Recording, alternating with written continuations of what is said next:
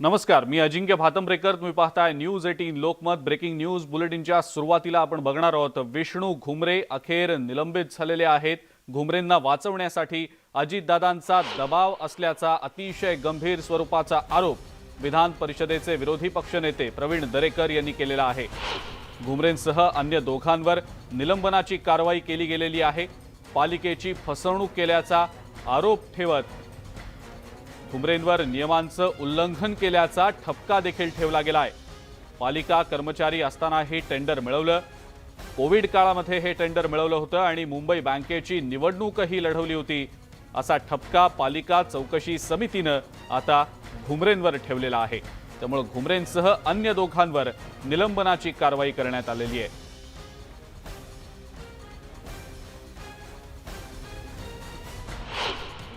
औद्योगिक उत्पादक सहकारी संस्था मतदारसंघातून मुंबई बँकेवर संचालक म्हणून निवडून आलेले विष्णू घुमरे हे महापालिकेचे कर्मचारी असल्यानं त्यांना निलंबित करण्याचा आदेश पारित करण्यात आलेला आहे.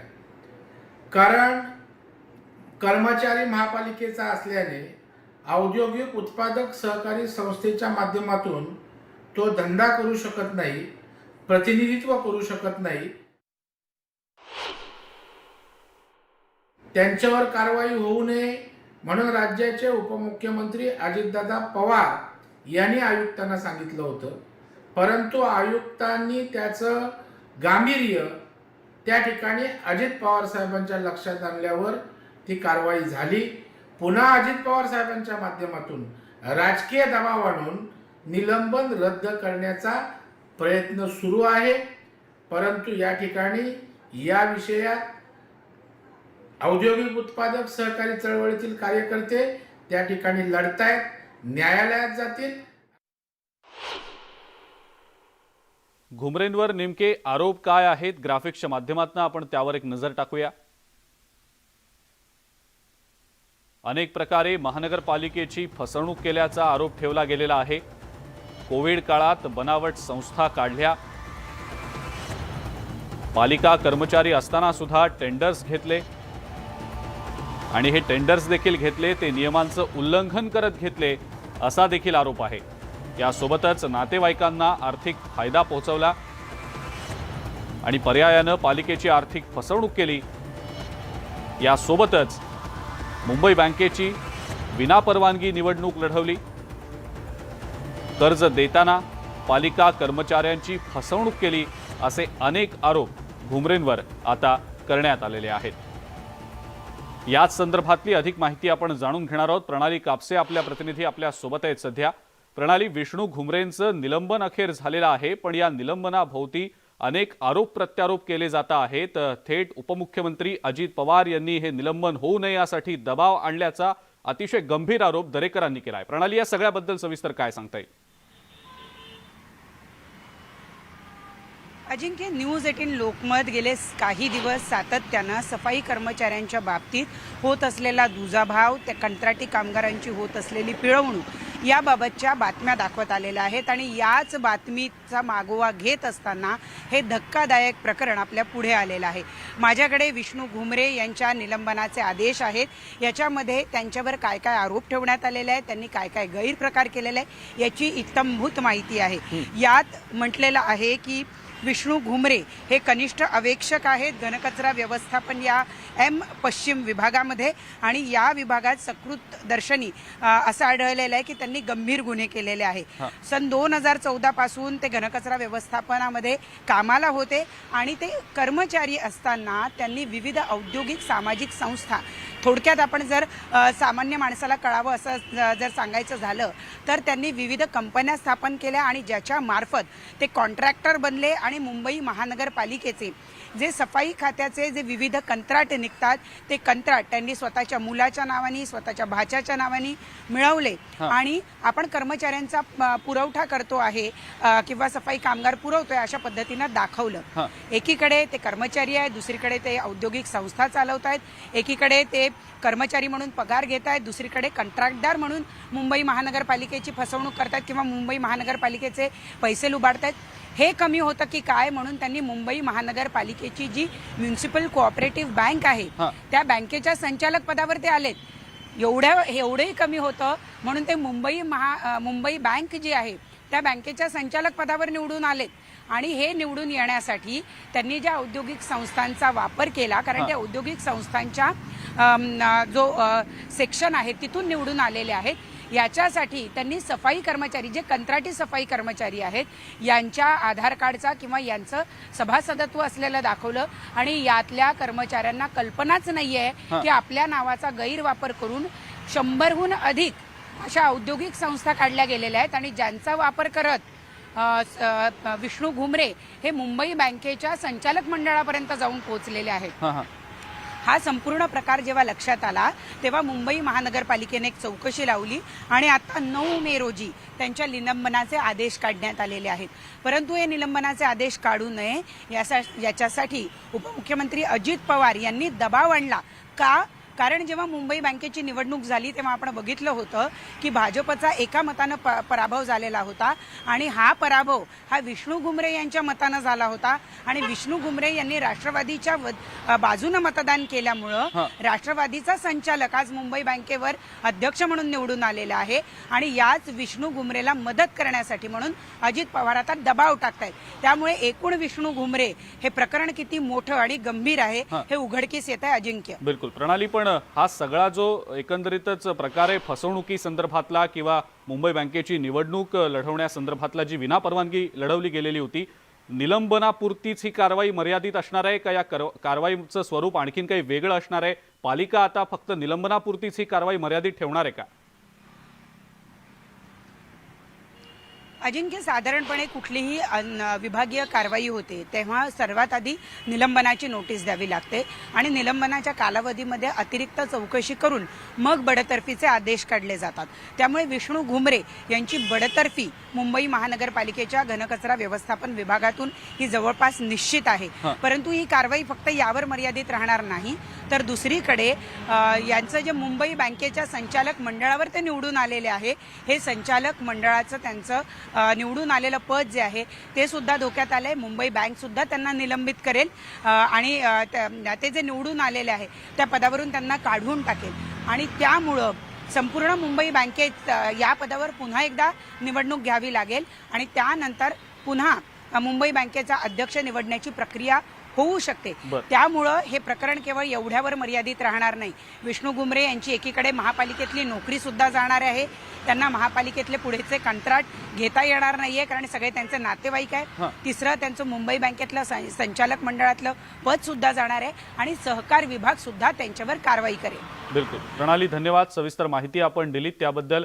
विष्णू घुमरे यांचं अखेर निलंबन झालेलं आहे. या संदर्भातली पुढची नेमकी कारवाई काय होते हे देखील पाहणं महत्त्वाचं ठरणार आहे.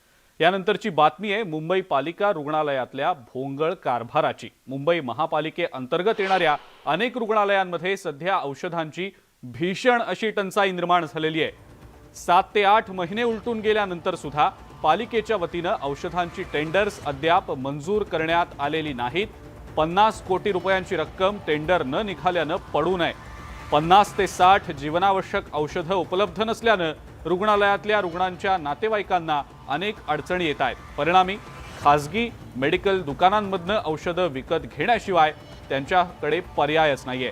गेल्या अनेक महिन्यात जीवनावश्यक औषधांची टेंडर प्रक्रिया पालिकेच्या प्रशासनाकडून मंजुरीच्या प्रतीक्षेत आहे आणि यामुळे रुग्णांचे जीव टांगणीला लागलेले आहेत. रुग्णालयात औषधं उपलब्ध नसल्यानं तातडीनं जर रुग्णाला औषधांची गरज असेल तर जायचं कुठे असा प्रश्न आता रुग्णांच्या नातेवाईकांना पडलाय. डायबिटीज पण आहे, मला प्रेशर पण आहे, तर कधी कधी प्रेशरच्या गोळ्या पण नसतात इथे असं करून. तर नंतर दुसरं गोळ्या असल्या ना कॅल्शियम विषम असं तर ते लोक बोलतात बाहेरून घ्यायची औषधं ती असं बोलतात आहे. तर मग आम्ही काय कधी घेतो कधी नाही घेतो ते पण आहे ना, आमच्या आयपतीवर आहे आमचं हे करून. कधी आमच्याकडे पैसे असतात कधी नसतात पण आमचे. मग आम्ही आता काय करणार? सरकारने आम्हाला फ्री, आता गव्हर्नमेंट हॉस्पिटल आहे तर आम्हाला द्यायलाच पाहिजे ना फ्री. असं करून गरीब तर जाणार तरी कुठे? आता कामधंदा नाही काय नाही, कुठे जाणार? अंदर खाली एक देते हैं, बाहर से दवा लिखते हैं. सब पत्ता रखी हूँ, बाहर से दवा, ग्लूकोज बाहर से, सुई बाहर से, सुई 600 की लगती है, 600 की सुई रोज। बाकी दवाई अभी बाहर से? हाँ, बाकी सब बाहर का, एक बीपी का दवा मिलता छोटा से बस, और पानी ग्लूकोज छोटा बड़ा सब बाहर का। तो खूप जास्त टेन्शन होतं. भलेही गव्हर्मेंट हॉस्पिटल असू दे, पण आम्हाला डोक्यावर ताप येतोच इथे पण येऊन. औषधं भेटतात, नाही भेटतात असं नाही, पण ते सगळे नाही भेटत. आम्ही बाहेरून पण खरेदी करून आणतात इंजेक्शन औषध. साधारण किती खर्च झालाय आतापर्यंत? आता 10 दिवसात 5,000 झालं. कशावरती झाले आणि हे? औषधं, परत पेशंटला काय लागतात, डायपर वगैरे, बॅड पेशंट आहे, असं सगळ्या गोष्टीला मिळून. जे 4 मोठे हॉस्पिटल आहे आणि जे फेरिफेरल हॉस्पिटल आहे, त्यामध्ये जेव्हा जे पेशंट्स तिकडे जातात त्याला औषध मिळत नाही. जे शेड्यूल औषध आहे, ज्या आपला CPD डिपार्टमेंट आहे, ते वारंवार टेंडर काढून ते औषध ते पाठवतात. आता असा माहीत पडला आहे की जे टेंडर काढून 8 महिना झालेला आहे, आत्तापर्यंत त्याच्यावर CPD डिपार्टमेंटने निर्णय घेतले नाही. माझं म्हणणं असं आहे की जेव्हा टेंडर काढतात औषधसाठी, तुम्ही एक 15 दिवसमध्ये टेंडर फायनल करा ना आणि पाठवा ना. याच संदर्भात आपण अधिक माहिती जाणून घेणार आहोत. सुस्मिता भदाणे आपल्या प्रतिनिधी आपल्या सोबत आहेत सध्या. सुस्मिता, मुंबई महानगरपालिका रुग्णालयांमध्ये औषधांची वानवा आहे. 8 महिन्यांपासून टेंडर अजूनही पारित झालेलं नाहीये. रुग्णांच्या जीवाशी अक्षरशः खेळ सुरू आहे की काय, अशीच परिस्थिती आहे. सुस्मिता, सविस्तर याबद्दल काय सांगता येईल? खरं तर ज्या पद्धतीनं प्रशासक मुंबई महानगरपालिकेने नेमण्यात आले, त्यानंतर सुद्धा या औषधांच्या बाबतीत कुठलाही निर्णय घेण्यात आलेला नाही. आयुक्तांकडे या फायली पडून आहेत असा एक आरोप विरोधकांकडनं केला जातो आहे. दुसरा महत्त्वाचा मुद्दा म्हणजे नॉन कोविड सगळ्या ज्या ऍक्टिव्हिटीज आहेत त्या रुग्णालयामध्ये वाढलेल्या आहेत, रुग्णसंख्या त्यामुळे वाढलेली आहे. अशा परिस्थितीमध्ये जर अगदी महत्त्वाचे असणारे बेसिक मेडिसिन जे आहेत, ज्याच्यामध्ये अँटीबायोटिक्स असतील, पेन किलर्स असतील, अँटीहिस्टामाइन्स असतील, अशा अनेक गोष्टी मिळणं खरं तर रुग्णांसाठी महत्त्वाचं असतं आणि गोरगरीब जनतेला मिळण्यासाठी 50 कोटी रुपये हे पालिकेने या टेंडरच्या माध्यमातून वर्गीकृत केलेत. परंतु टेंडर मंजूरच न झाल्यानं अनेकांना आता प्रायव्हेट जे इतर अनेक मेडिकल हॉस्पिटल्सच्या बाहेर असतात त्यांचा आधार घ्यावा लागतो आहे. रुग्ण बरे व्हावे म्हणून तात्काळ परिस्थितीमध्ये हे औषध घेण्याशिवाय पर्याय नसतो आणि याचाच फायदा जे खाजगी मेडिकल असतात त्यांना होत असतो. परंतु प्रशासनाकडनं ज्यावेळेला अशा पद्धतीने 7 ते 8 महिने बघ्याची भूमिका घेतली जाते, यातनं हे स्पष्ट होतं की इथे 4,500 कोटीचं बजेट मुंबई महानगरपालिकेचं केवळ आरोग्याचं आहे आणि या आरोग्य सोयी सुविधा जर मिळत नसतील तर मुंबई सारख्या मेट्रोपॉलिटन शहरामध्ये जागतिक स्तरामध्ये आरोग्य सुविधा मिळतील तरी कशा किंवा सुधारेल तरी कशा? कारण एकट्या मुंबईमधले हे रुग्ण असतात तर नाही, तर देशभरातनं अतिशय क्रिटिकल असे पेशंट मुंबईत येत असतात. डिस्पेन्सरीज आहेत, 4 मुख्य टर्शरी केअर असणारे रुग्णालय आहेत. त्यामुळे ज्या वेळेला अशा पद्धतीची रुग्णांना औषधाची टंचाई निर्माण होते त्यावेळेला तात्काळ स्वरूपात अगदी जलद गतीनं हे टेंडर मंजूर बिलकुल. आता ही बातमी बघितल्यानंतर तरी पालिका प्रशासनाला जाग येते का आणि या औषधांच्या तुटवड्याला गंभीरपणे घेतलं जातं का, हे पाहणं महत्त्वाचं ठरेल. सुस्मिता, धन्यवाद, सविस्तर माहिती दिली त्याबद्दल. पुढची बातमी बघूया. औरंगजेबाच्या कबरीवर अकबरुद्दीन ओवैसी यांनी फुलं अर्पण केलेली होती आणि यावर राज्यभरातल्या नेत्यांनी तीव्र प्रतिक्रिया देखील व्यक्त केलेल्या आहेत. ओवैसी बंधू हे राज्यातल्या जनतेला खिजवण्यासाठीच असे प्रकार करत असल्याचा आरोप संजय राऊत यांनी केलेला आहे. ज्याप्रमाणे औरंगजेबाला इथल्या मातीत गाडलं तसंच ओवैसी बंधूंनाही गाडू असा गर्भित इशाराच राऊत यांनी दिलेला आहे.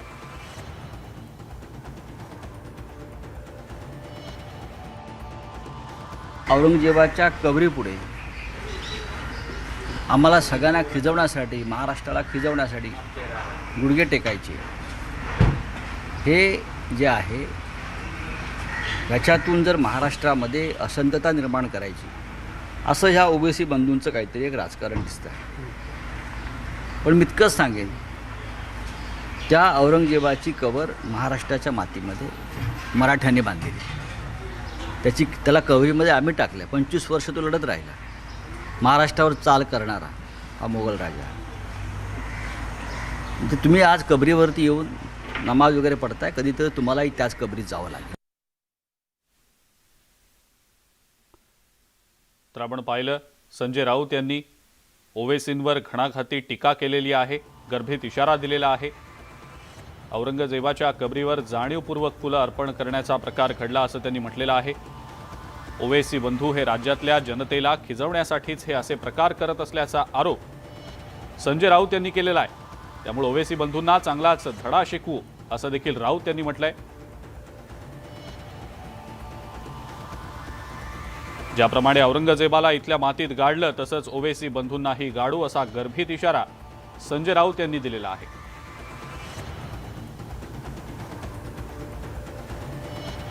राज्यातल्या जनतेला खिजवण्यासाठीच जाणीवपूर्वक या सगळ्या गोष्टी केल्या जात असल्याचा आरोप संजय राऊत यांनी केलेला आहे.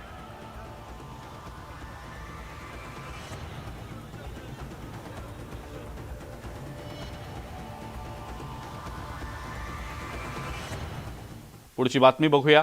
नागपूर विद्यापीठाला राष्ट्रसंत तुकडोजी महाराजांचं नाव देण्यात आलेलं असलं तरी हल्ली त्यांच्यावरील संशोधन आणि अभ्यासक्रम बंद करण्याचा प्रकार सर्रास सुरू असल्याचं उघडकीला आलंय.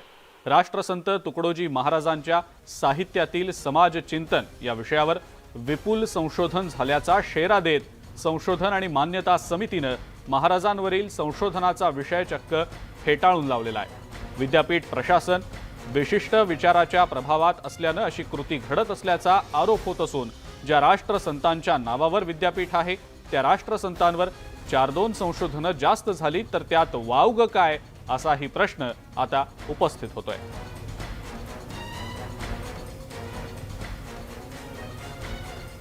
या संदर्भातली अधिक माहिती आपण जाणून घेणार आहोत. तुषार कोहळे आपले प्रतिनिधी आपल्या सोबत आहेत सध्या फोन लाईनवरनं. तुषार, काय नेमका हा प्रकार, सविस्तर याबद्दल काय सांगता येईल?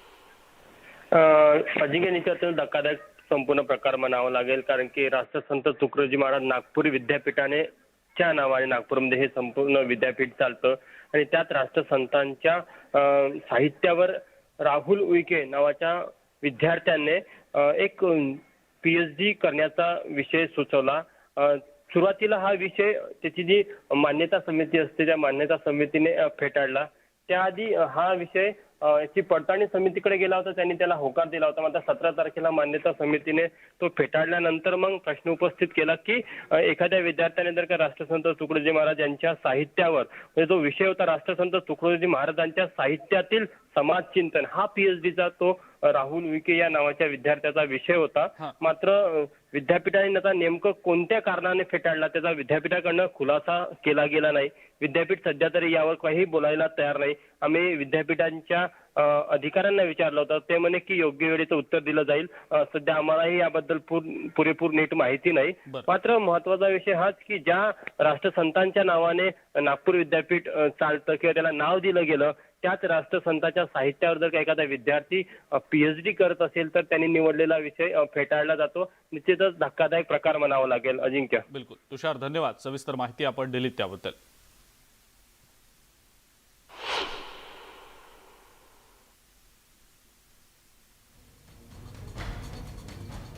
धरण उशाला आणि कोरड घशाला या म्हणीची प्रचिती येते बुलढाणा जिल्ह्यातल्या सोनोशी या गावात. गावाला लागून धरण आहे, मात्र तरी सुद्धा गावकऱ्यांना पाण्यासाठी भटकावं लागतंय. या गावात 2013 पासून मंजूर झालेली पेयजल योजना लाल फितीच्या कारभारात अडकली आहे. त्यामुळे ग्रामस्थांना हंडाभर पाण्यासाठी मैलोन मैल पायपीट करावी लागते. सोनोशी हे गाव जिल्ह्याचे पालकमंत्री डॉक्टर राजेंद्र शिंगणे यांच्या मतदारसंघातलं आहे.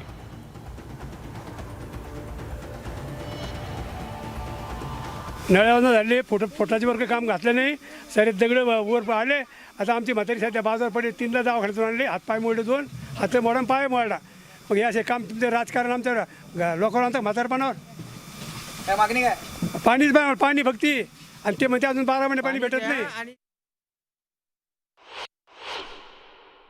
30 महिन्याच्या कालावधीमध्ये पण त्यांनी काम करून दिलेलं नाही. 9 महिने शिल्लक झाले तरी पण अधिकारी म्हणतात ठेकेदाराकडे पाहून पावर नाही, काम चालू आहे, हळूहळू चालू आहे. थोडा त्या कामाच्या गुणवत्तेविषयी पण विषय आहे.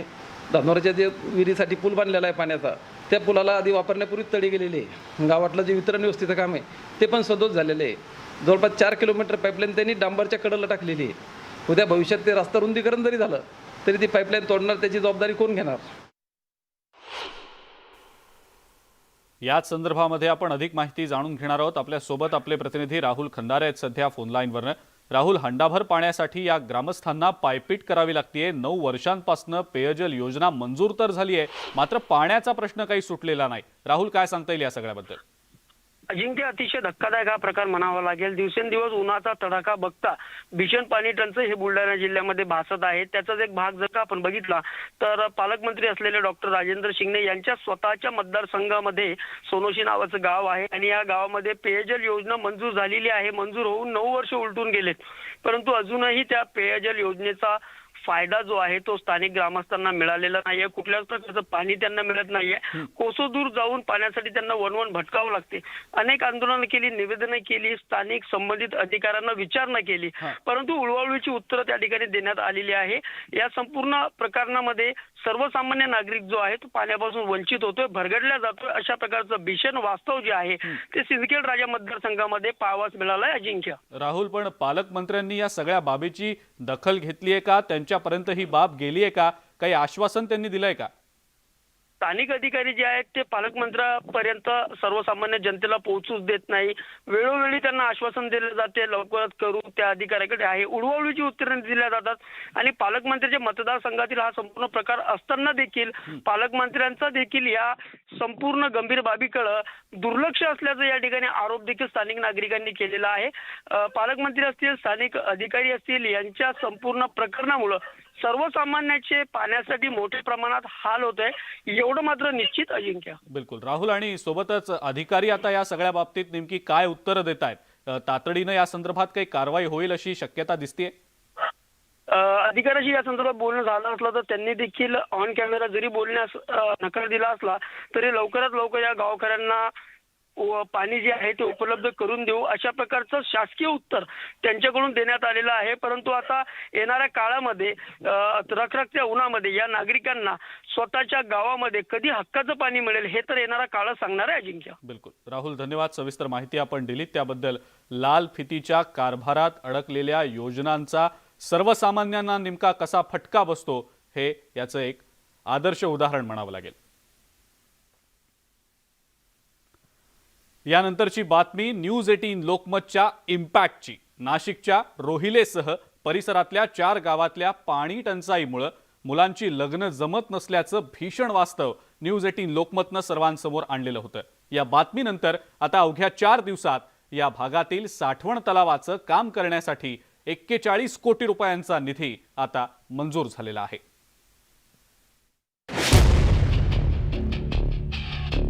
रोहिलेसह परिसरातील पाणी टंचाई दूर होणार. त्र्यंबकेश्वर तालुक्यात साठवण तलाव बनवणार. बातमीनंतर 41 कोटींचा निधी मंजूर. न्यूज 18 लोकमतच्या पाठपुराव्याचा मोठा इम्पॅक्ट. रोहिलेवासियांच्या चेहऱ्यावरचं हे समाधान त्यांची किती मोठी अडचण दूर झाली हे दाखवतोय. रोहिले गावासह आजूबाजूच्या 15 ते 20 गावांचा साठवण तलावाचा प्रश्न न्यूज 18 लोकमतनं जगासमोर आणला. आमच्या गावात 3 महिने झाले पाणी नाही. आमची सगळी अडचण पाण्यामुळे आहे. या गावाला पाणी नाही, मग पाहुणे आले कधी निघून जाते. इतक्या त्रास आहे. जर करदारात पाणी नाही तर कुठून पाणी नाही आणायचं, डोक्यावरून पाणी आणायचं माझं शक्य होणार नाही. स्वातंत्र्य मिळाल्यापासून प्रलंबित आणि मागच्या 17 वर्षांपासून लालफितीच्या कारभारात हा प्रकल्प धूळ खात पडला होता. पण न्यूज 18 लोकमतच्या बातमीनंतर अवघ्या 4च दिवसात साठवण तलावाच्या कामाला मंजुरी मिळाली आहे. सर्वप्रथम न्यूज 18 लोकमतचे आभार मानतो. त्यांच्या बातमीचा एवढा इफेक्ट झाला की त्याचा आमच्या राज्य सरकारपर्यंतही बातमी गेली आणि आमच्या गावचा गेला 40-45 वर्षापासून असलेला धरणाचा प्रश्न मार्गी लागला. IVN लोकंवाल्यांचे आभार मानतो की त्यांनी जी दखल घेतली त्याची सरकारने लगेच तात्काळ पाठपुरावा केल्यानंतर आमचं जे 40 वर्षाचा प्रकल्प जो प्रलंबित होता तो आता तात्काळ त्याला मंजुरी मिळाली, त्याला पैसे पण मंजूर झाले.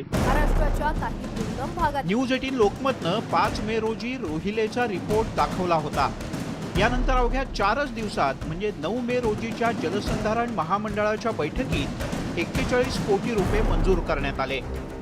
त्यामुळे पाण्यासाठी वणवण करणाऱ्या महिलांनी न्यूज 18 लोकमतचे आभार मानले. त्या गावाला पाणी नाहीये, तसं इकडून पाणी तिकडून पाणी आणायचं, टँकरचं पाणी वापरायचं. अखेर शेवटी आत्ता पाणी आलंय तर आमच्या गावाचा काळ उजाडला. आमच्या गावाला फार मोठे पोरापासून तर मोठ्या म्हाताऱ्यांपर्यंत त्यांचा काळ उजडून गेला. देवासारखे तुम्ही भेटले.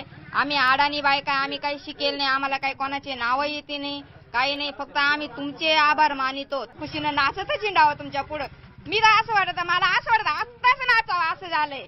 इतके आमच्या पोरांचे लग्न होतील, आमचे सगळं भवितव्य आमचं चांगलं होऊन. खरं तर नाशिकचा त्र्यंबकेश्वर तालुका राज्यातील सर्वाधिक पर्जन्यमानासाठी ओळखला जातो. पण उपाययोजनांच्या अभावानं स्वातंत्र्याच्या अमृत महोत्सवानंतर सुद्धा या तालुक्यातील रोहिले सारख्या आदिवासी बहुल गावांना उन्हाळ्यात प्रचंड पाणी टंचाईचा सामना करावा लागतो. याच वंचित आणि शोषितांना न्याय मिळवून देण्याचं काम न्यूज 18 लोकमतनं केलंय.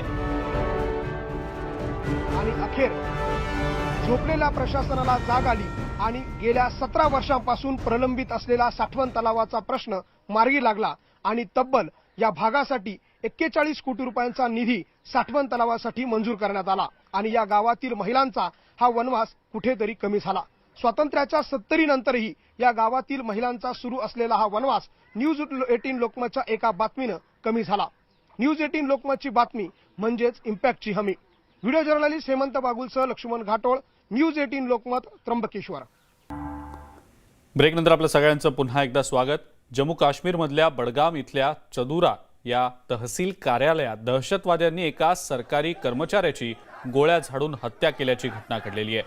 जम्मू काश्मीर पोलिसांनी दिलेल्या माहितीनुसार दहशतवादी या कार्यालयात घुसले आणि त्यांनी राहुल भट्ट नावाच्या कर्मचाऱ्यावर गोळीबार केला. जखमी अवस्थेत त्यांना श्रीनगरच्या SMHS रुग्णालयात दाखल केलं गेलं, मात्र उपचारादरम्यान त्यांचा मृत्यू झाला. राहुल काश्मीरी पंडित असल्याचं सांगितलं जात आहे. सुरक्षा दल दहशतवाद्यांचा शोध घेत आहेत. जम्मू काश्मीरचे माजी मुख्यमंत्री आणि नॅशनल कॉन्फरन्सचे अध्यक्ष ओमर अब्दुल्ला यांनी या घटनेचा निषेध केलाय. जम्मू काश्मीरमध्ये दहशतवाद्यांविरोधात सुरक्षा दलांचं ऑपरेशन सध्या सुरू आहे. बुधवारीच बांदीपोराच्या जंगलामध्ये सुरक्षा दलांनी एका दहशतवाद्याचा खात्मा केलेला होता. काश्मीरी पंडितांच्या घर वापसीवर राजकारण न करता ठोस कारवाई करावी अशी मागणी आता शिवसेनेचे नेते खासदार संजय राऊत यांनी केलेली आहे. काश्मीरी पंडितांची घरवापसी होऊ शकली नाही. काश्मीर आजही अशांत आहे, फक्त बातम्या बाहेर येत नाही आहेत. काल ज्या तरुणाची हत्या झाली तो काश्मीरी पंडित आहे. फक्त काश्मीरी पंडितच नाही, ते तिकडल्या सामान्य जनतेचं सुद्धा जीवन असुरक्षित आहे असं वारंवार सांगितलं जातं. हे फक्त पाकिस्तानकडे बोट दाखवून चालणार नाही, तुम्ही काय कठोर पावलं उचलताय ते पाहावं लागेल. आणि काश्मीरसारखे प्रश्न जे आहेत, काश्मीरी पंडितांच्या घरवापसीचे प्रश्न, त्यांच्या सुरक्षेचे प्रश्न जे आहेत, ते हनुमान चालिसा, लाऊडस्पीकर असे मुद्दे उभे करून लोकांचं मन तुम्ही विचलित करू शकत नाही. वाढत्या उन्हामुळे अमरावतीतील संत्रा उत्पादक अडचणीत आलेले आहेत. वरुड, मोर्शी, चांदूर बाजार, धामणगाव तालुक्यातल्या संत्र्यांचं पीक वाढत्या उन्हामुळे अक्षरशः गळून पडलंय. आंबटगोड चवीसाठी प्रसिद्ध असलेल्या या आंबिया बहार संत्र्याला बहार आलेलाच नाही.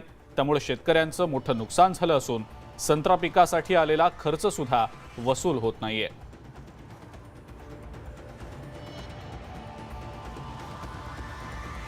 थंडीचं जे प्रमाण होतं ते कमी जास्त प्रमाणात होतं. त्यामुळे संत्र्याची फूट ही 2-3 टप्प्यात झाल्यामुळे ज्यांची उशिरा फूट झाली तिथं उन्हामुळे जास्त परिणाम झाल्याचं दिसून येते. एकंदरीत अशी परिस्थिती आहे की जिथं बोरा एवढे साधारण संत्र्याचे फळं झालेले होते मार्च महिन्यापर्यंत, तर तिथं ती फळं झाडावर टिकली, परंतु जिथं नवीन नव्हती होती किंवा एकदम छोटे छोटे फळं होते तिथं गळतीचं प्रमाण फार मोठ्या प्रमाणात दिसून आलं. माझं या वर्षात झाला 2 ते 3 लाख रुपये नुकसान झालं आहे. लागलेला खर्च 2 हेक्टरमध्ये संत्रा बाग आहे, त्याचं खर्चही निघणं मुश्किल आहे. त्यामुळं कारण भाव मिळते नाही मिळत. आता झाडावर किती संत्रा आहे? झाडावर संत्रा फक्त 80 ते 90%, 10% संत्रा राहिलेले आहे. त्यामुळं 80-90% गळण झाली आहे. ते संत्र्याचा खर्चही निघणं मुश्किल आहे. जळगावमधल्या मुक्ताईनगरमध्ये भीषण अपघात झालेला आहे. घोडस गावाजवळ बंद पडलेल्या टँकरमधनं दुसऱ्या टँकरमध्ये दूध टाकत असताना 4 ते 5 वाहनांची टँकरला धडक बसली आहे. यामध्ये 5 जण जागीच ठार झालेले आहेत. या सगळ्या अपघाताच्या घटनेमुळे संपूर्ण परिसरात खळबळ माजली आहे. अपघातात मृत्यू पावलेले 4 जण धुळे जिल्ह्यातले असून एक जळगाव इथला असल्याची माहिती मिळते. अतिशय भीषण असा हा अपघात. 4 ते 5 वाहनांची टँकरसह एका क्रेनला धडक बसल्याचा प्रकार घडलाय. या भीषण अपघातात 5 जणांचा जागीच मृत्यू झालाय. 5 पैकी 4 जण धुळ्याचे होते तर 1 जण जळगावचा होता अशी माहिती समोर येते. दुधाच्या टँकरला 4 ते 5 वाहनांची धडक बसून अतिशय विचित्र या अशा अपघातामध्ये 5 जणांचा जागीच मृत्यू झालाय.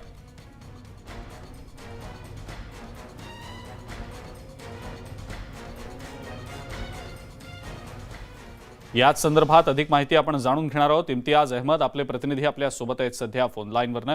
इम्तियाज, अतिशय विचित्र आणि भीषण असा हा अपघात ज्यात 5 जणांचा मृत्यू झालाय, काय सांगता येईल याबद्दल? अजिंक्य सर, ही रात्री 1:30 वाजेची घटना आहे. दुधाचा जो टँकर होता हा टँकर खराब झाल्यामुळे ते गाडीचे आपल्या हायवे क्रमांक 6 वरती उभा होता. त्या टँकरचं दूध ते दुसऱ्या टँकरमध्ये शिफ्ट करत होते. तर रात्रीच्या अंधाराचा वेळ ते गाडीला मागचे टेम लाईट वगैरे काहीच नव्हता. मागून येणारे जे गाड्या होते, एक टाईल भरून एसर गाडी आली होती, ती दुधाच्या टँकरला धडकली. त्यानंतर एक शिफ्ट कार आली, नंतर दुसरी गाडी, असं एक पाठोपाठ 5 गाड्यांचा अपघात झालेला. या अपघातामुळे 5 लोकांचा जागीच मृत्यू झालेला आहे. आणि जसंच घटनेची माहिती मिळतेच मुक्ताईनगर पोलीस स्टेशनचे पोलीस अधिकारी व सर्व कर्मचारी तिथे घटनास्थळी दाखल झाले आणि त्यांनी बचाव कार्याला सुरुवात केलेली आहे. बिलकुल इम्तियाज, धन्यवाद आपण ही जी माहिती दिली त्याबद्दल. अपघातात 5 जणांचा मृत्यू झालाय आणि 4 ते 5 वाहनांची टँकरसह क्रेनला धडक बसून हा भीषण अपघात झालाय.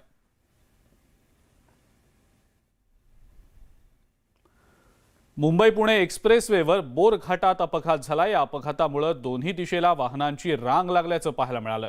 या अपघातात ट्रेलर उलटून चालकाचा मृत्यू झालाय.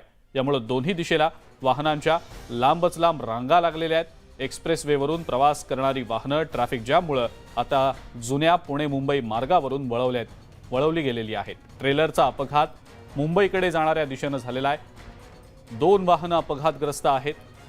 ट्रेलरला अपघाताच्या ठिकाणाहून बाजूला काढून आंडा पॉइंटच्या जवळ सुरक्षित स्थळी पार्क केलं गेलेलं आहे. वाहतूक सुरळीत होण्यास आणखीही काही वेळ लागण्याची शक्यता आहे.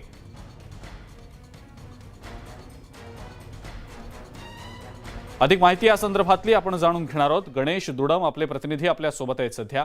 गणेश, मुंबईकडे जाणाऱ्या मार्गावर ट्रेलरचा अपघात झालाय, त्यामुळे आता ट्रॅफिक जाम देखील मोठ्या प्रमाणावर झाल्याचं दिसतंय. काय सध्याची परिस्थिती? नक्कीच अजय, पाहिलं गेलं तर आज सकाळच्या 17 मध्ये हा अपघात झालेला आहे. ट्रेलर पलटी होऊन एका टेम्पोवर आदळला होता. त्यामध्ये ट्रेलर चालकाचा मृत्यू झाला होता. त्यामुळे पुणे मुंबई एक्सप्रेसवरची दोन्ही जी लेन आहे ही वाहतूक कोंडी झाली होती. वाहतूक कोंडी मोठ्या प्रमाणात होऊ नये म्हणून जुन्या पुणे मुंबई महामार्गावरून ही वाहतूक मुंबईच्या दिशेने वळवण्यात आली होती. जो अपघातग्रस्त ट्रेलर होता त्याला सुरक्षित स्थळी काढण्यात आलेलं आहे. मात्र वाहतूक कोंडी ही आता पूर्णपणे सुटलेली आहे एक्सप्रेसवरची, परंतु ही जी आता वाहतूक संत गतीने सुरू आहे. अजिंक्य, बिलकुल गणेश, धन्यवाद सविस्तर माहिती आपण दिली त्याबद्दल.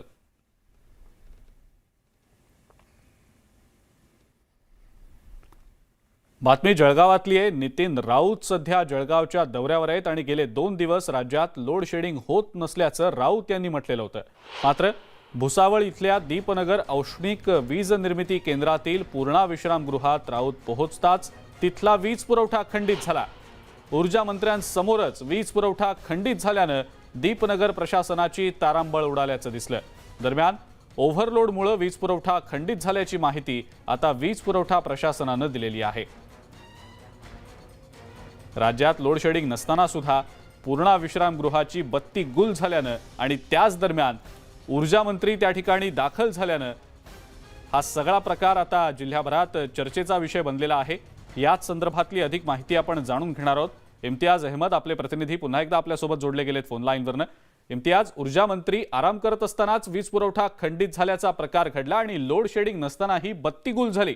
इम्तियाज, काय सांगता येईल या सगळ्याबद्दल? हो सर, अजिंक्य सर, रात्री 1:30 वाजेच्या समोर ऊर्जा मंत्री नितीन राऊत हे जळगाव जिल्ह्याच्या दौऱ्यावरती होते। त्यांनी भुसावळ येथील औद्योगिक वीज केंद्र दीपनगर पूर्ण विश्रामगृहामध्ये जसंच ते दाखल झाले, इथली लाईट गुल झालेली आहे।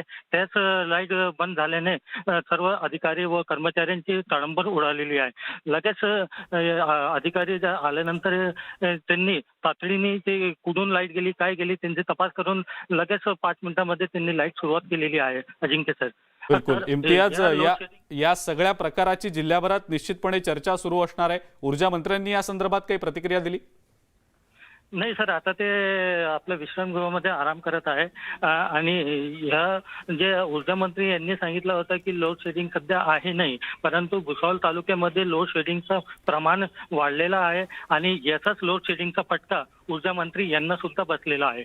बिलकुल इम्तियाज, धन्यवाद सविस्तर माहिती आपण दिलीत त्याबद्दल। ब्रेकनंतर आपल्या सगळ्यांचं पुन्हा एकदा स्वागत। बुद्धभूषण हा छत्रपती संभाजी महाराजांनी लिहिलेला संस्कृत भाषेत 2 खंडातला ग्रंथ आहे। या ग्रंथात महाराजांनी प्रशासन कसं चालवावं, काय नियम असावेत याचं विवेचन केलंय। अमरावती जिल्ह्यातील अजय लेंडे यांनी 4 वर्षांपासून बुद्धभूषण ग्रंथाचं हस्तलिखित तयार केलंय। तब्बल 1 क्विंटल 24 किलोचं हे हस्तलिखित असून याची रुंदी 3 फूट आणि लांबी 5 फूट इतकी आहे। या ग्रंथात तब्बल 164 पानं आहेत। हा ग्रंथ 200 वर्ष टिकणार असल्याची माहिती त्यांनी दिलेली आहे। ग्रंथाचं प्रत्येक पान हे हस्तलिखित असून पानांची जाळी ही 350 GSM आहे। अमरावतीकरांना हा ग्रंथ लवकरच प्रत्यक्षात पाहायला मिळणार आहे।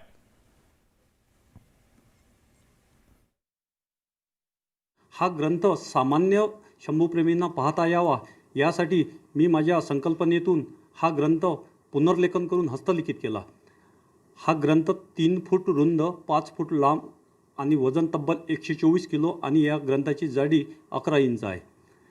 हा ग्रंथ नवीन येणाऱ्या 200 वर्ष नवीन पिढ्यांना हा पाहता यावा, वाचता यावा याकरिता मी हा प्रयत्न केलेला आहे। जुन्नरमधील ऊसतोड कामगार परतीच्या मार्गावर आहेत आणि अशात वाजत गाजत मिरवणूक काढत या कामगारांना निरोप दिला गेला। यावेळेला या ऊसतोड कामगारांनी सुद्धा डीजेच्या तालावर ठेका धरल्याचं पाहायला मिळालं।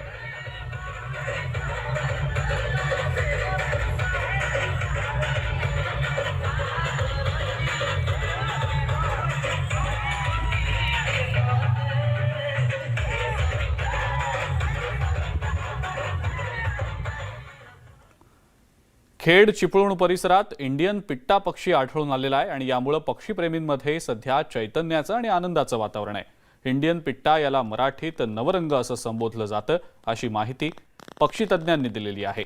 चिमणीपेक्षा 1.5 पटीनं मोठा नवरंग 9 रंगांनी मढलेला असा हा पक्षी आहे।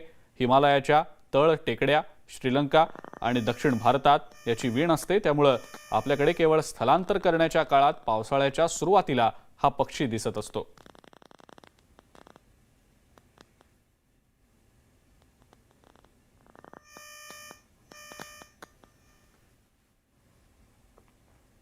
पुढची बातमी भंडाऱ्यातली आहे। भंडाऱ्यातल्या ढिवरवाडा गावात एका घरामध्ये रानडुक्कर शिरलं आणि त्यामुळे एकच खळबळ माजली होती। अखेर 4 तासांच्या प्रयत्नानंतर या रानडुकराला जेरबंद करण्यात यश आलं। संदीप वनवे आपल्या कुटुंबासह घरी जेवत होते। अचानक एक रानडुक्कर त्यांच्या घरी शिरलं। यानंतर घरातल्या मंडळींनी आरडाओरडाला सुरुवात केली। अखेर वनविभागाच्या अधिकाऱ्यांना बोलावलं गेलं। अधिकाऱ्यांनी घटनास्थळी धाव घेतली आणि या रानडुकराला जेरबंद केलं।